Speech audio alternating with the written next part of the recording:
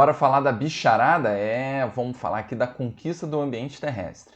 Então, o papo principal, anfíbios. Mas a gente vai voltar um pouquinho no tempo, vai falar aqui de peixe e a gente vai falar também do que vem depois, os répteis. Então, galera, papo importantíssimo de um tema que vocês não gostam muito de estudar, eu sei, ok? Só que aí, gente, é a importância de você ver o que realmente cai nos vestibulares. Porque zoologia, quando você pega os livros de ensino médio, cara, tem detalhes absurdos, né? Como, por exemplo, né, o sistema excretor da aranha. Meu irmão, cara, zero a cara do Enem o cara te perguntar o sistema excretor da aranha. Pega isso, dá-lhe a bica, ok? Então é importante que você veja o que realmente cai para você estudar o que é superficial e que pode vir na próxima prova. Beleza? Então vamos comentar essa questãozinha que é muito boa. Segue a vinheta.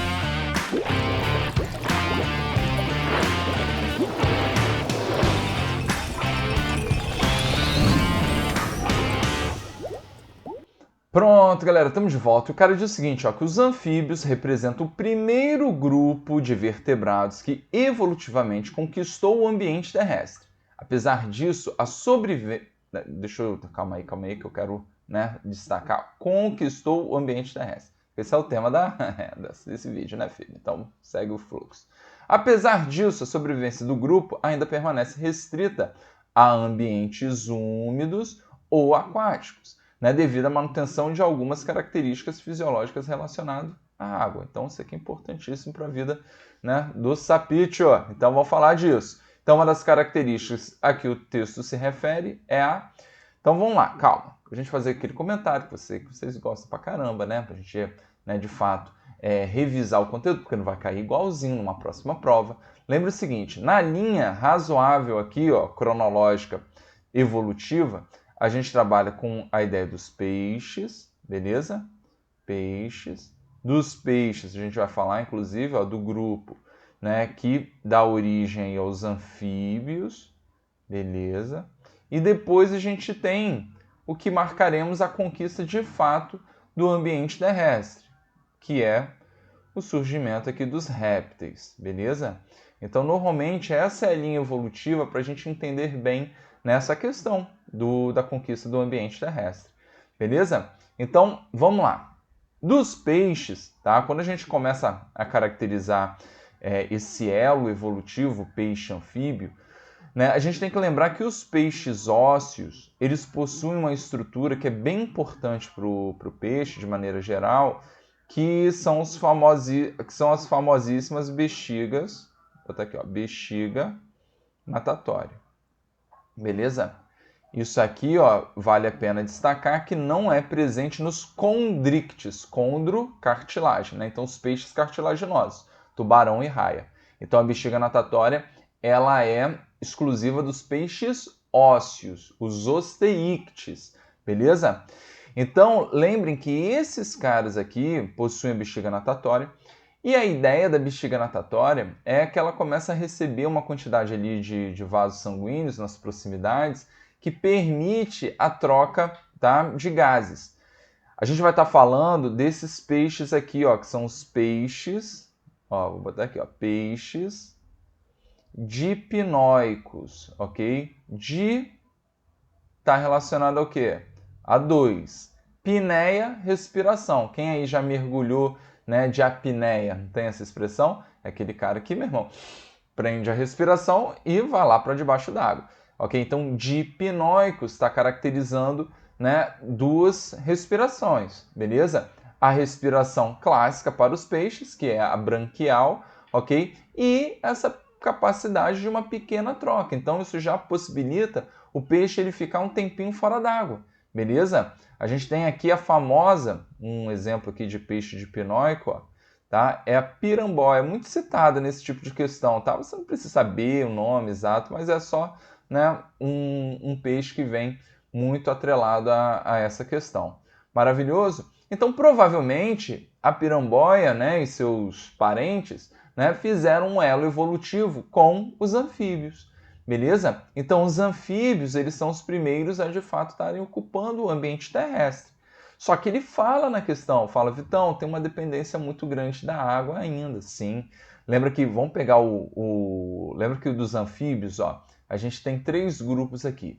Se for para destacar um, destaque os anuros, tá? Que é o grupo do sapítio, né? A é de negação, né? E esse cara ele não tem o rabicó. Lembra que ele perde o rabicó exatamente de quem? Do girinim. Girinim, coisa fofa que vive na água, não é isso? Então lembre que esse cara, os anuros, ele tem fase larval, tá? Os urodelos, que é o grupo da salamandra, também tem, tá? E aí vale até um destaque, ó. Deixa eu botar aqui, ó. Primeiro, ó, estágio larval, beleza? Lembrando que o estágio larval é, de fato, aquático, o girinim vive na água, tem respiração branquial, ok? E aí, ó, deixa eu destacar aqui, ó, o girino, né, que é a larva do sapo, e tem esse cara aqui, ó, o axolote, beleza? O axolote é um bicho muito fofinho mesmo, tá? E ele parece um Pokémonzinho. E esse cara, inclusive, ele tem um mecanismo interessante em que ele chega à maturação adulta, ok? Sem trocar, né, a morfologia larval. Olha só que loucura. Então, é igual o prof aqui, cara de jovem, né, mas já tem uma certa idade, né, mais ou menos. Enfim, mas qual a leitura? Esse cara, ele mantém as características larvais mesmo sendo adulto. A gente chama isso de neotenia. Beleza? É um papo bem interessante. Não é a cara do Enem cobrar muito essa ideia. Mas assim, a gente tem essa dependência porque os dois, de fato, são aquáticos. Beleza? O adulto, beleza? O adulto, aí a gente já caracteriza o indivíduo terrestre. No caso do girinim, o sapo. No caso aqui do axolote, né, a salamandra, coisa fofa. Beleza? Então, o que a gente percebe nesses caras aqui, ó? Salamandra, só para vocês se ligarem, é do grupo dos urodelos, tá? Muito menos famoso do que anuros. Então, se for para saber saiba anuro, que é do sapo. Beleza? E aí o que acontece? Esses caras ainda, ó, pensando nos adultos, cara, eles vão ter os primeiros pulmões. Só que é um pulmão pouco alveolado. Lembra que os alvéolos, né, de fato, são as estruturas que fazem troca gasosa. Quanto menos tiver, menos troca gasosa. Então esses caras, eles ainda têm uma dependência enorme da respiração que ocorre pela pele. A gente chama de respiração cutânea. E aí, cara, para eu pensar em respiração cutânea, eu tenho que pensar num mínimo de quê? Aqui, ó. Ele botou, ó, umidade, para você ter a difusão, ok, dos gases pela pele. Maravilhoso? Então, quer sacanear um sapo, né? Você joga sal. Infelizmente, tem muito cabeça de ovo aí que faz esse tipo de situação, né? Joga sal no sapo, joga sal na lesma. Lembrando que, né, tem o nosso Deus e tem o Deus do sapo e da lesma também, filho. Quando você tiver que prestar conta, vai estar lá um sapão com cajado e vai falar, ó, você jogou sal, né, no sapo, você vai pro inferno do sapo. Então, se liga aí, não fica maltratando os bichos, beleza? Então, qual é o papo? Respiração cutânea. A gente vai ter ainda, ó, uma fecundação, tá, externa, beleza? Na maioria das vezes. A salamandra ela até consegue adaptar a cauda, né, inoculando o espermatozoide na fêmea. Mas não é pênis. Pênis, tá, embriologicamente falando, surge somente nos répteis, beleza? Então, por exemplo, o sapo, ele dá um abraço na sapa, a sapa libera os ovos, ele libera o espermatozoide ali e tem fecundação externa, beleza? Tranquilo? Então, esse é o clássico. E lembrem que ainda aqui é um ovo muito pouco desenvolvido, tá? E é pouco desenvolvido até mesmo, né, porque tem uma fase larval bem eficiente, beleza? Então é um ovo com pouco vitelo, lembra que vitelo, ok, é reserva nutritiva. Se tem pouco, não tem como o animal ficar ali dentro do ovo por muito tempo, beleza? Então um ovo, tá? Ovo pouco desenvolvido, tá? Calma aí, deixa eu botar aqui pouco, né, desenvolvido. Maravilhoso? Né? Não tem âmnion e tem basicamente só o saco vitelínico. Tá? Então, essas são características dos anfíbios. Quando a gente pula para os répteis, cara, aí a gente fala de fato da conquista definitiva pelo ambiente terrestre. Beleza? Esse papo de conquista definitiva, você tem que ter cuidado, porque como a gente está falando aqui, cara, isso tudo é gradual, porra, não é um piscar dos olhos, né, e que, beleza, conquistei o ambiente. Não, não é assim, filho. Você tem todo um processo, está falando de milhões de anos que estão rolando aqui. Isso é importante por quê? Porque também no mundo das plantas, isso já foi cobrado no nosso queridíssimo Enem, ó, nessa questãozinha aqui, ó, nessa questãozinha falando de tubo polínico. Então não deixe de assistir essa questão, beleza? Porque aí você já pega a conquista do ambiente terrestre, né, via bicho e via planta, beleza? Então quando eu falo de répteis, cara, surgem muitas características que permitem com que esses caras tenham uma menor dependência da água, né? Lembra que todo mundo precisa de água, precisa beber água, inclusive, não é isso? Porque a água, ela compõe aí o nosso organismo, né? Os processos fisiológicos, é a primeira matéria que você vê lá na bioquímica, importância da água. Bom, aí você aprende um monte de coisa sobre a água. Mas, né, os répteis, eles têm essa relação com a conquista do ambiente terrestre. Por quê? Vamos lá, vamos citar algumas características. Primeiro, a pele, né? A pele queratinizada, ok? Queratinizada.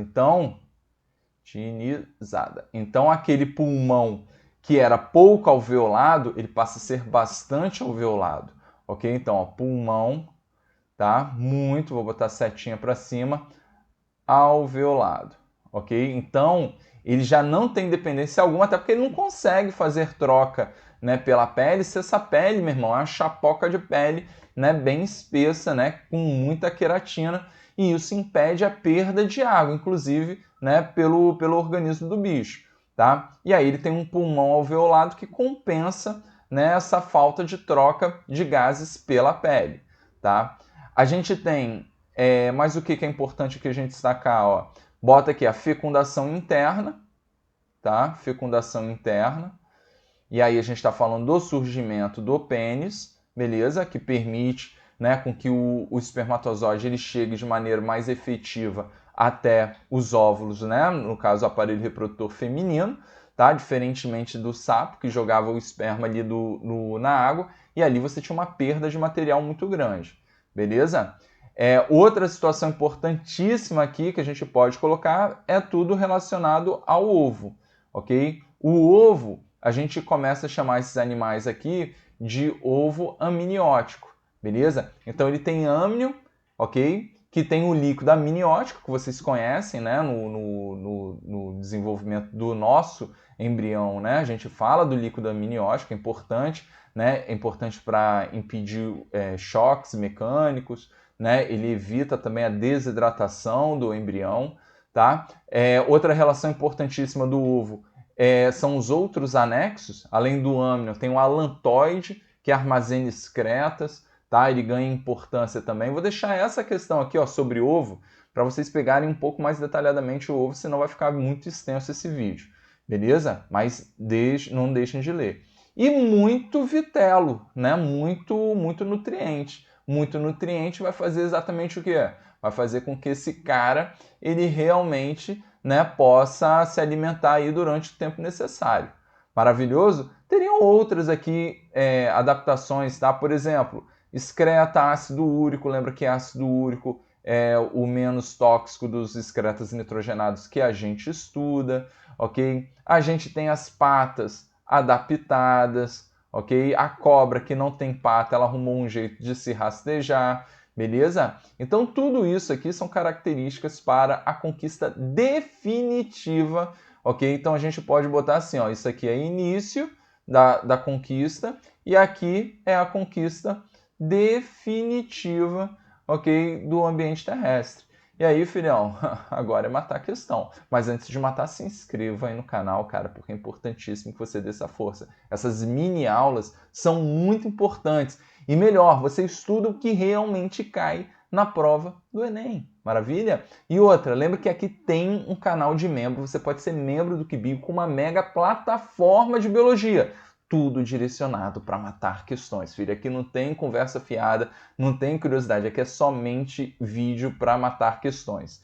E lembre que eu tenho um Telegram, ok? Que eu estou botando listas e mais listas, tudo gratuito para vocês, beleza? Tá tudo aqui, ó, na descrição do vídeo, com os links e tudo mais. Cara, fica ligadão, que é muita raça de material. Eu não tô aqui no YouTube de bobeira para fazer graça, eu tô aqui para trazer realmente conteúdo para vocês.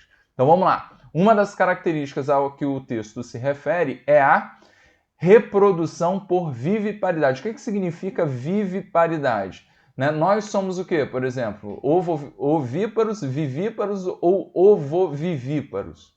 E aí?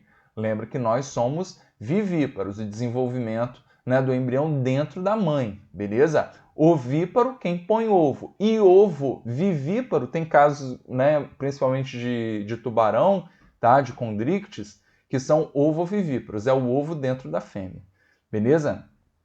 Então não tem nada a ver, né? Até porque eles são ovíparos, tá? E pouco tempo dentro do ovo. Show? Respiração pulmonar nos adultos. Lembre que a respiração pulmonar nos adultos, ela é pouco eficiente, beleza? Pouco eficiente. Então, se fosse respiração pulmonar, a gente teria que pensar até na independência de água. Né? Regulação térmica por endotermia. Opa, outro termo importante aqui, ó. Quem são os animais endotérmicos? São aqueles caras que produzem calor a partir do seu próprio metabolismo. Quem é endotérmico, galera? Aves e nozes, mamíferos, beleza? Peixes, anfíbios e répteis, eles são ectotérmicos, beleza? Então não tem nada a ver esse papo. Aí na letra D, cobertura corporal delgada, pele fininha, porque eles ainda precisam fazer troca por ela. Então realmente é o que mantém a dependência de água, que é o que ele está pedindo, né? O que o texto se refere. Então, locomoção por membros anteriores e posteriores desenvolvidos, né? O sapinho até tem, né, as 4 patas, ele é um tetrápode. Lembra que de peixe para frente nós temos os tetrápodes, mas não é o que justifica a nossa questãozinha. Então não tá bacana. Então, galera, é isso. Espero que tenham curtido essa baita de uma revisão, ok? Desses 3 grupos de vertebrados, né? A galera aí do filo dos cordados, que de fato dos bichos é o que cai mais. Valeu? Um beijo, até a próxima.